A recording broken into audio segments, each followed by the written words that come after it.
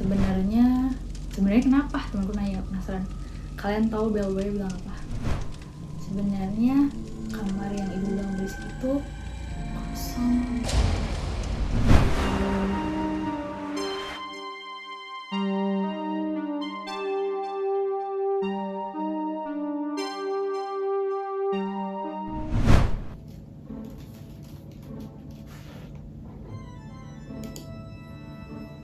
Hai, balik lagi sama aku si istri tukang jajan. Karena kita, para istri, pasti pada jajan. Cerita horor lagi yuk.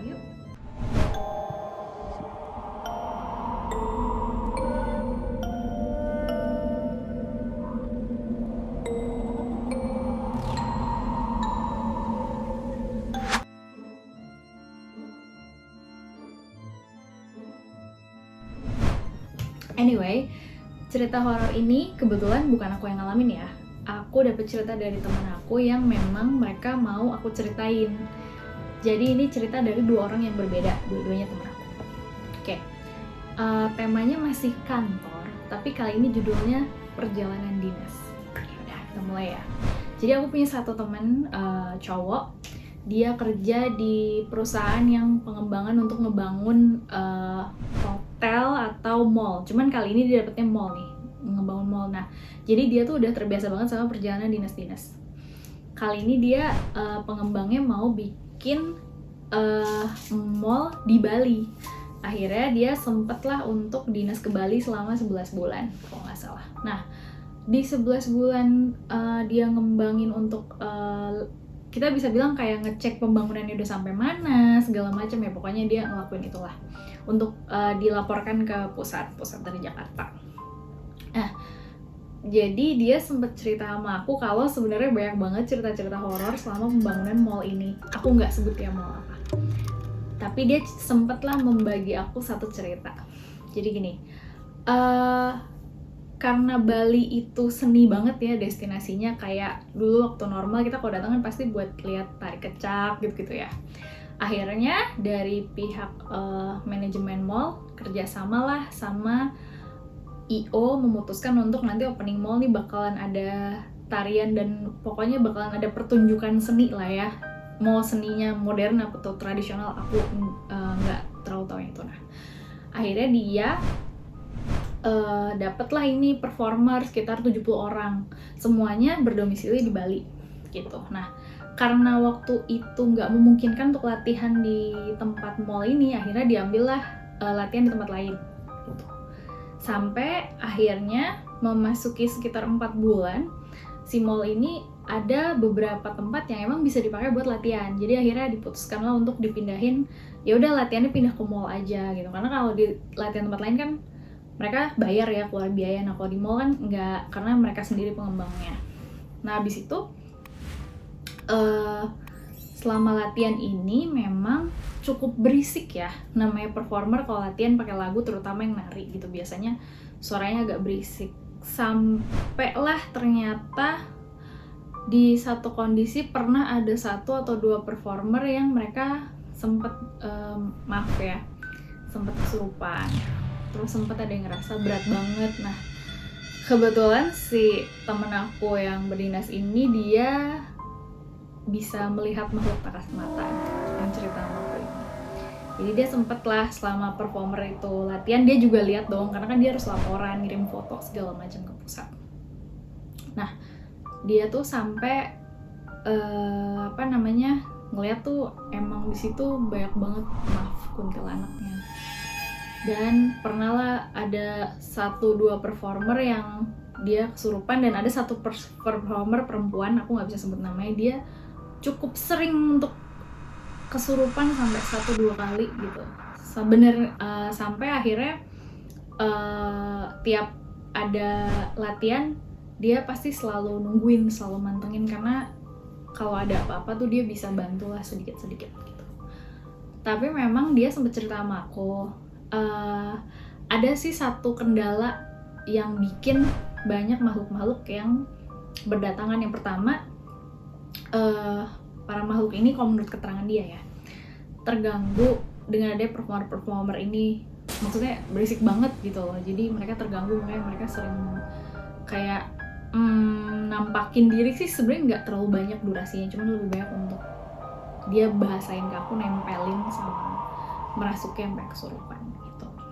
Terus dan tiap performer tuh pasti ada aja deh kejadiannya. Jadi dia sampai bilang sebenarnya 11 bulan itu banyak banget tuh yang kesurupan dan lain-lain. Nah, ini sebenarnya aku cuma cerita garis besarnya aja ya, karena dia cerita sama aku banyak dan dia bakalan ngasih cerita lagi ke aku. Jadi untuk cerita yang ini aku cukup sampai di sini ya. Cuman kalau dari aku pribadi sih emang ya mungkin kayak kita manusia aja kan kadang terganggu ya kalau ada yang terlalu berisik. Ya mungkin mereka juga berperasaan sama, tapi di sini aku nggak ngebelain lo ya. Nah, terus lanjut lagi ke cerita temanku yang satu lagi.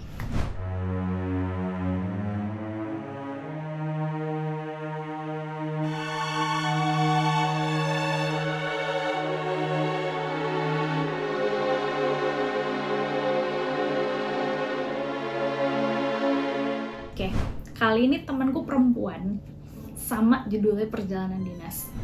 Kebetulan dia kerja di salah satu instansi pemerintah yang emang dia harus berdinas untuk bersosialisasi gitu. Suatu hari dia dinas di salah satu kota di Jawa Tengah. Aku nggak bisa sebutnya kotanya apa. Dia dinas ke sana karena dia ada event untuk sosialisasi ini gitu loh. Dan kebetulan sebenarnya dia kerja sama karena emang punya satu tujuan yang sama nih sama si event organizer yang bikin acara ini. Acaranya tuh kayak pameran gitu. Aku nggak bisa bilang pameran apa ya. Terus karena dia kerja sama dan kebetulan pihak IO-nya seneng nih ada pemerintah yang support dan mau jadi salah satu yang ngisi. Nah, dia disewain di salah satu hotel di kota di Jawa Tengah ini. Dan kebetulan hotelnya emang nggak jauh dengan acara. Dan dia pokoknya selama pameran itu berlangsung, dia pokoknya ditanggung deh sama si pihak IO ini. Dia di hotel ya, bolak-balik transportasi, makan segala macam udah ditanggung. Kebetulan juga dari kantor sebenarnya juga dia ditanggung gitu. Jadi ya sama-sama lah. Nah, dia itu dapat event itu kalau nggak salah waktu itu di Jawa Tengah itu acaranya dari hari Rabu sampai hari Jumat gitu. Jadi dia dapat masuk dari kamar hotel dari hari Rabu sampai hari Jumat. Jadi Sabtunya dia check out. Nah, ceritanya di malam pertama dia datang dapat penerbangan pagi, nyampe dijemput pihak IO, diantar ke hotel buat check-in. Nah, dia check-in di salah satu hotel itu. Aku nggak mau sebut nama hotelnya, kita sebut saja lah hotel A nih. Nah, dia check-in di hotel A, biasalah nyusun-nyusun barang segala macam, pasti ada materi-materi yang mau dia taruh di tempat pameran itu. Terus nggak ada apa-apa nih, dari awal datang nggak ada apa-apa, sampailah ketika dia sudah selesai pameran. Kebetulan pamerannya tuh selesai kalau nggak salah jam 7 atau jam 8 gitu. Terus dia balik ke hotel untuk biasalah istirahat segala macam. Nah, dia balik ke hotel habis event. Ini hari pertama ya, hari Rabu.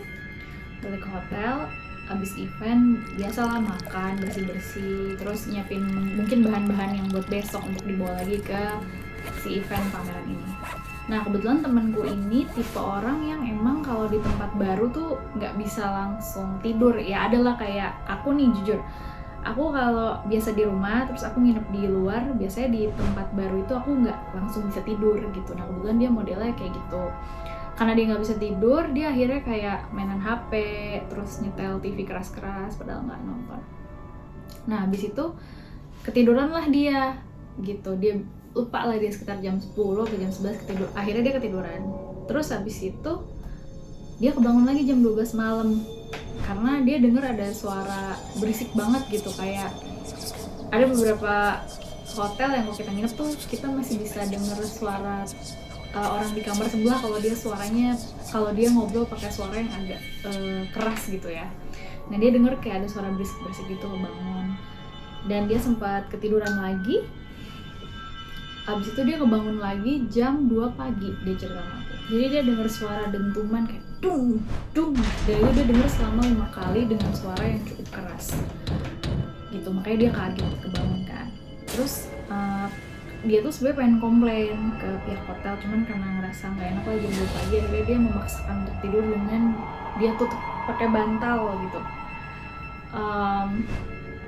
Setelah itu besok paginya dia bangun, jadi dia habis tutup bantal tuh akhirnya ketiduran kan, bangunlah sesuai alarm, bangun siap-siap lagi buat event lagi, terus dijemput lagi sama si pihak si penyelenggara ini. Habis jemput ditanya nih sama drivernya, Mbak, gimana semalam tidurnya nyenyak nggak? Cuman kata dia nada nanyanya tuh aneh sih, kayak gantung gitu, cuman kayak aneh. Cuman dia cuma ngomong kayak enggak kok, baik-baik aja, kata dia nyenyak-nyenyaknya. Ya oh ya udah. Nah terus di hari kedua dia berjalan kayak biasanya lah gitu. Nah selesai acara hari kedua dia balik dong ke hotel mau istirahat. Nah sebelum dia balik ke kamar, dia sempat nanya ke pihak front office. Dia nanya, Mbak itu saya mau minta tolong boleh nggak, kata dia. Kenapa?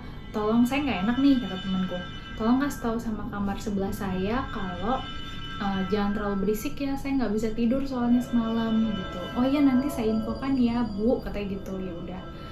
Terus habis itu dia balik kamar gitu kan, karena dia ngerasa kalau barang-barangnya banyak banget, dia minta tolong lah sama orang FO, saya juga boleh minta dibantu nggak? Jadi hari kedua nih dia bawa berkas banyak banget lah, lebih banyak dari hari pertama. Dibantulah sama bellboy. Biasanya kalau kita di hotel tuh kita bawa barang banyak kan, ada bellboy yang bantu bawa pakai troli gitu. Nah selama di lift untuk naik ke kamar, dia sempat nanya iseng gitu ke bellboy, Mas hari ini dari kemarin lagi rame banget ya hotelnya. Loh emang kenapa Mbak? Kata dia, enggak soalnya di kamar sebelah saya tuh kayak keluarga atau gimana, berisik banget dari semalam, saya tuh sebenarnya nggak bisa tidur, cuma saya mau komplain tuh nggak enak gitu kan. Terus bellboy bilang, oh gitu, kenapa Mbak nggak komplain?